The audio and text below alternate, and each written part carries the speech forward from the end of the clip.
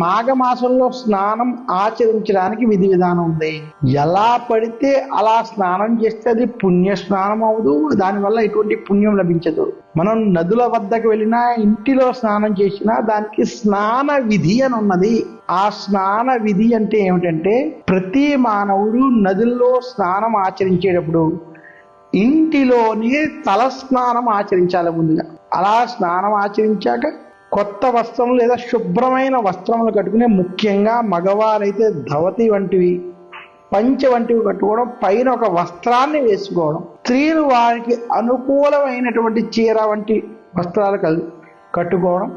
భార్యాభర్తలైతే మాఘమాస పుణ్య నదీ స్నానానికి కలిసి వెళ్ళడం, అలాగే కొంగుముడి కట్టుకుని వారు స్నానం ఆచరించడం.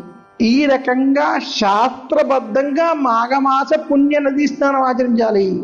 ఏ కోశాన్నైనా ఇంట్లో ఇద్దరూ స్నానం ఆచరించలేనటువంటి పరిస్థితి ఏర్పడినప్పుడు కనీసం భర్త వెళ్ళి ఆ యొక్క స్నానాన్ని ఆచరించి ఆ యొక్క పుణ్యాన్ని ఆ కుటుంబానికి ధారపోయచ్చు. ఈ స్నానం ఆచరించేటువంటి విధి విధానంలో ఇలా ఇంటిలో స్నానం ఆచరించి శుభ్రమైన వస్త్రాలతో నదుల వద్దకు వెళ్ళి, గంగే జమునే చైవ గోదావరి సరస్వతి నర్మదే సింధు కావేరి జలేస్మిన్ సన్నిధిం కురు అని చెప్పి,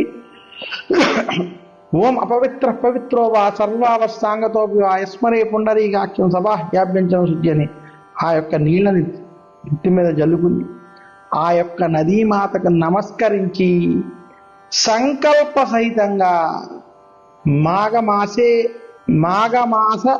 పుణ్య నదీ స్నాన కర్మ కరిష్యే అని ప్రత్యేకంగా సంకల్ప సహితంగా స్నానం చేస్తూ నది కింద ఉన్నటువంటి మాతృక అంటే మట్టిని రాసుకుని, సబ్బులు షాంపూలు వాడకుండా 3 మునకలతో పుణ్య నదీ స్నానం ఆచరించాలి.